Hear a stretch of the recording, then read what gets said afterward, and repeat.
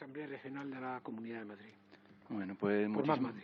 muchísimas gracias, muchas gracias a la FAD por la organización y la invitación y bueno, disculpar, como ya ha comentado Marciano, a Mónica que no ha podido venir y ha delegado en mí, que para mí es un placer. Bueno, empezando por enmarcar, ¿no? Yo creo que lo primero es, digamos, remarcar que privatización no es solo desviar dinero a manos privadas, sino que privatización también es otros elementos, como puede ser el reparto de poder y el reparto de poder en el ámbito de la regulación y el control creo que es fundamental.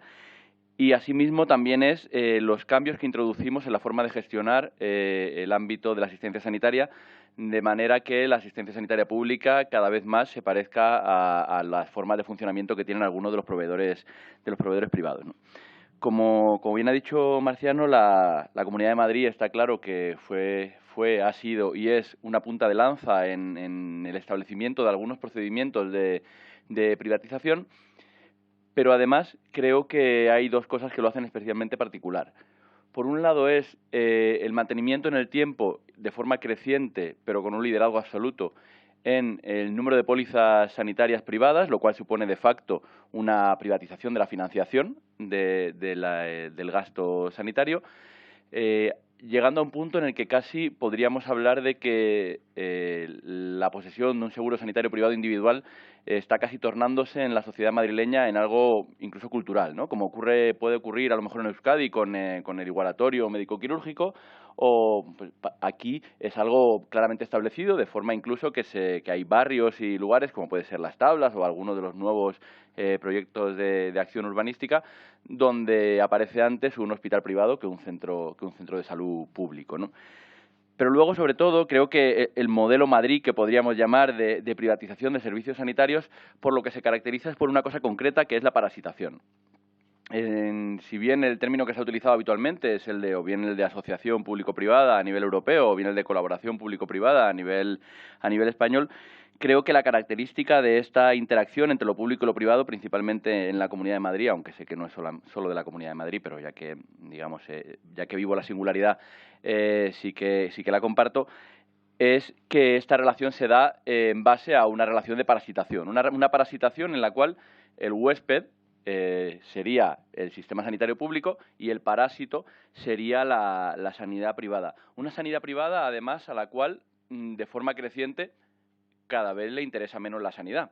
Es decir, cada vez son más empresas con una vinculación con la sanidad casi coyuntural o accidental y en la cual el capital riesgo, los fondos buitres, etcétera, están cada vez más presentes, ¿no? De forma que para esas empresas el beneficio no se da tanto en la prestación concreta del servicio que dan, sino en concebir esa prestación como un bien financiero que en un momento dado pueden comprar o pueden vender, ¿no? O sea que estamos dejando en manos de unas empresas la prestación de asistencia sanitaria, mientras que a esas empresas en realidad les da absolutamente igual si esa prestación sanitaria va bien, va mal, lo único que les importa es el hecho de tener ahí un activo financiero, ¿no? De forma que lo que hacemos es una especie de transferencia de riesgos. El riesgo lo asume el Estado, que es el huésped, y el parásito, que es la sanidad privada en este caso, privatizaría los beneficios. Este modelo madrileño de privatización de parte de la prestación y de la asistencia sanitaria, creo que en parte apela a esa frase que en muchas ocasiones se dice de vamos a acabar como en Estados Unidos. En mi opinión, no vamos a acabar en Estados Unidos, entre otras cosas porque ni siquiera Estados Unidos quiere acabar como Estados Unidos. En Estados Unidos ha habido una transición del porcentaje del gasto sanitario que era público, del total de gasto sanitario, de un 49% en 2013 a un 82% en 2021. O sea, después de la transición del Obamacare, el papel del gasto sanitario público ha habido un aumento porque el montante total de gasto sanitario allí era básicamente insostenible, ¿no? Y sobre todo porque este modelo de parasitación público-privada supone una gran estabilización de los ingresos para las empresas sanitarias. Empresas sanitarias que en muchas ocasiones, además, conforman uniones temporales empresariales con empresas de la construcción o con otro tipo de empresas similares y que encuentran en el ámbito sanitario una forma de saber que van a tener unos ingresos más o menos no solo permanentes, sino además crecientes en los próximos 20, 30, 40 años, independientemente de los cambios que haya en la demanda de servicios sanitarios privados a nivel de usuarios individuales, ¿no? Creo además que el hecho de que este modelo esté muy, digamos, muy implantado en la Comunidad de Madrid se ve avalado por manifestaciones como las que recientemente hizo Juana Barcacidón, Juana Barcacidón, gran representante de H&M Hospitales, una de las empresas privadas, y además también de IDIS, la especie de patronal de la sanidad privada, en la cual en uno de sus artículos manifestaba su reclamo de un fortalecimiento de la financiación de la sanidad pública. Eso que por mucha gente fue leído en clave de hay que ver que, digamos, como que cuánta nobleza, ¿no? Y cuánta altura de miras y mirada de Estado para reconocer la necesidad de una sanidad pública, en realidad lo que está diciendo es no le cortéis el grifo a quien me financia. O sea, yo tengo la necesidad de que aquí haya una sanidad pública que financieramente pueda garantizarme que voy a seguir recibiendo estos ingresos que realmente son los que hace que yo pueda, además, incluso saber que con esta red de seguridad puedo permitirme plantear inversiones, innovaciones en otros ámbitos, porque sé que aquí voy a estar seguro, ¿no? Entonces, creo que a ese respecto, Juana Barcacidón claramente representa cuál es la relación entre lo público y lo privado en el Sistema Nacional de Salud en general, pero muy concretamente en la Comunidad de Madrid, ¿no? Lo público estabiliza ingresos y los alarga en el tiempo para que lo privado lo pueda recibir.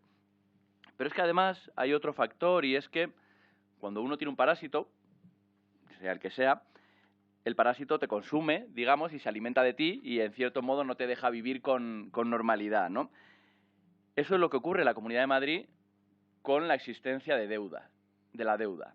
En un informe que, bueno, empezando por otro lado, Mariana Mazzucato, esta economista que tanto renombre está teniendo a nivel europeo, una de las cosas que ella dice cuando analiza las externalizaciones en otros ámbitos es que existen algunos estados y algunas administraciones que de tanto externalizar se han quedado sin ninguna capacidad para controlar las externalizaciones, de forma que llegamos a una situación paradójica en la cual el adelgazamiento del sistema produce que no tenga ni siquiera capacidad para externalizar lo que tiene que hacer el propio sistema. Eso ocurre a día de hoy en la Comunidad de Madrid. Y os cuento por qué. En un informe publicado en 2018, creo, por la Red Europea sobre la Deuda y el Desarrollo, decía lo siguiente, decía: la manera en la que los gobiernos registran los costos de las asociaciones público-privadas en los estados financieros y de presupuestos generan un incentivo falso a favor de las asociaciones público-privadas. Las prácticas contables actuales permiten que los gobiernos mantengan los costos y pasivos fuera de las asociaciones público-privadas, fuera del balance, y por consiguiente se evitan las limitaciones presupuestarias. Durante un tiempo, las comunidades autónomas tenían incentivos contables para establecer modelos de colaboración público-privada porque no tenían las limitaciones presupuestarias que sí que encontraban cuando querían hacer una prestación sanitaria pública directa. De tal forma que se llegaba a la paradoja en la cual el sistema le venía a decir a las administraciones: si no quieres regirte por los límites presupuestarios, contrata para afuera, privatiza. Si no, te vas a tener que quedar dentro de esta constricción presupuestaria. Pues bien, la Comunidad de Madrid, obviamente, fue la líder en abrazar todo esto, con todos los hospitales de Esperanza Aguirre, todos los intentos posteriores que la Azqueti intentó en 2012, hasta que en el año 2017 Eurostat dice: aquí se acabó lo que se daba, y empiezan a fiscalizar cada uno de los proyectos y de las iniciativas de partenariado público-privado, de colaboración público-privada, para ver si tienen que integrarse dentro de la contabilidad pública o no. Y le dicen a Madrid que sí. Y entonces le dicen a Madrid que sí, y en 2018 Madrid tiene que reconocer 722 millones de deuda, en 2019 1.004 millones de deuda y en 2020 1.248,7 millones de deuda. Madrid es a día de hoy el mayor deudor de Fresenius, una de las empresas líderes de sanidad privada en el mundo. Estamos hablando básicamente de que además tenemos todavía dinero sin pagar de 2016, entre otras cosas porque hemos externalizado tanto que no tenemos la capacidad ni siquiera para controlar qué es lo que tenemos que pagar. Cuando nosotros preguntamos al consejero, el consejero nos dice que esto no es deuda, que son previsiones de la cuenta, etcétera, etcétera. Fresenius pone la palabra deuda en su propio documento, Eurostat lo reconoce como deuda. Lo que ocurre es que no hay ni siquiera la capacidad administrativa para decir qué es lo que hay que pagar. Y luego, además, como la Comunidad de Madrid ha montado un sistema en el cual, por medio de lo que ellos denominan el dinero sigue al paciente, que en realidad lo que ocurre es que el paciente sigue el dinero, y allí donde hay todos los incentivos para generar un mayor número de consultas y una menor lista de espera, pues el paciente acaba yendo allí. el contabilizar qué dinero hay que poner para sufragar ese sistema de, digamos, de dopaje de lo privado, supone la necesidad de tener una infraestructura en las administraciones que ahora mismo la Comunidad de Madrid no tiene tras décadas de adelgazamiento de las instituciones. Además, hay un extra, y es que todos estos procesos de parasitación acaban, en su gran mayoría, judicializados. De forma que acabamos teniendo judicializados casi todos los procesos de pago a la sanidad privada, a IDC, a Quirón, etcétera, etcétera, año tras año de forma constante, engrosando año tras año las deudas. 1.248 millones es más de lo que gastamos en conjunto en atención primaria. O sea que estamos hablando de que es una auténtica barbaridad. Entonces, bueno, para cerrar con estos 4 minutillos que me quedan, sí que quería comentar como 5 pequeños ejes que creo que sí que deberían ser los lugares por donde tiráramos en términos de políticas frente a la privatización, más allá de... Está claro que lo primero para dejar de hundirnos es dejar de cavar, pero no en todas las ocasiones, sobre todo hablo desde una comunidad autónoma en la que lleva 27 años gobernando el Partido Popular, dejar de cavar parece como una cosa lejana, entonces hay que tirar hacia todos los niveles administrativos, ¿no? Por un lado, creo que está claro que se impone, en términos de provisión, un cambio legislativo.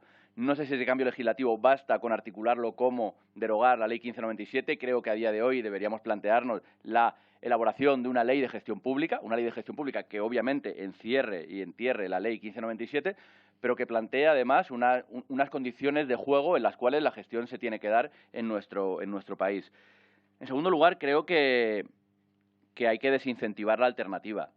O sea, creo que no es admisible que haya ningún tipo de incentivo fiscal para ningún tipo de aseguramiento privado, ya sea individual o ya sea colectivo. A ese respecto, además, creo que hay países, siempre se comenta el tema de Canadá, en el cual se plantean alternativas como, por ejemplo, que aquellas prestaciones incluidas dentro de la cartera de servicios del sistema sanitario público no pueda ser ofrecida por las aseguradoras privadas. Creo que en el ámbito de la regulación del aseguramiento privado, creo que hay todo un ámbito de desarrollo. En tercer lugar, creo, se ha comentado antes y se comentará después, en términos de legitimación del sistema sanitario público y de poner todos los recursos en el mismo saco, creo que el fin de esa excepcionalidad que supone MUFACE, MUJEJU e ISFAS se antoja como un elemento fundamental. En cuarto lugar, creo que es fundamental la necesidad de potenciar lo imprivatizable, y estoy hablando del ámbito de la salud pública. La salud pública, exceptuando algunos lugares como la Comunidad de Madrid, donde plantearon un anteproyecto de ley de salud pública en el cual se creaba la figura de entidades privadas de salud pública, que dentro de, digamos, mostrando su capacidad de innovación madrileña en el ámbito de privatizar hasta lo imprivatizable. Creo que está claro que o hay una apuesta clara y decidida porque la salud pública tenga una capacidad de desarrollo mucho mayor de lo que ha tenido, o está claro que si no, no pertenecer a un ámbito de mercantilización muy evidente hace que se quede siempre en los márgenes. Y luego lo quinto, que más que ser una propuesta concreta, creo que sirve como un modelo a exportar a distintos ámbitos. En el ámbito de la I+D, que es otro de los grandes ámbitos donde la iniciativa privada le come la tostada a lo público en muchas ocasiones, en muchas ocasiones nos quedamos en el mantra simplemente de la necesidad de crear una industria farmacéutica pública, ¿no? Yo estoy totalmente de acuerdo y defiendo hasta sus últimas consecuencias la necesidad de crear una industria farmacéutica pública no solamente para fabricar aquello que no es rentable en lo privado, sino para fabricar desde la investigación básica hasta su fabricación, es decir, para coordinar todo el proceso de valor, de la cadena de valor del medicamento. Pero además creo que en ese es un ámbito en el cual hay que aprender mucho, y vuelvo otra vez a Mariana Mazzucato, de su concepto de las misiones, ¿no? Y de su concepto de fijarnos horizontes lejanos pero deseables y poner a lo público a conducir la nave. Creo que lo público tiene que establecer criterios de interés público para la financiación que sean irrenunciables. Creo que lo público tiene que hacer una muestra de poderío no solamente financiador, sino sobre todo regulador. Y creo que esa muestra de poderío regulador, uno de los ámbitos fundamentales es la I+D, y creo que puede ser exportable a otros ámbitos de la asistencia sanitaria, donde lo privado en muchas ocasiones campa a sus anchas. Y nada más. Muchas gracias.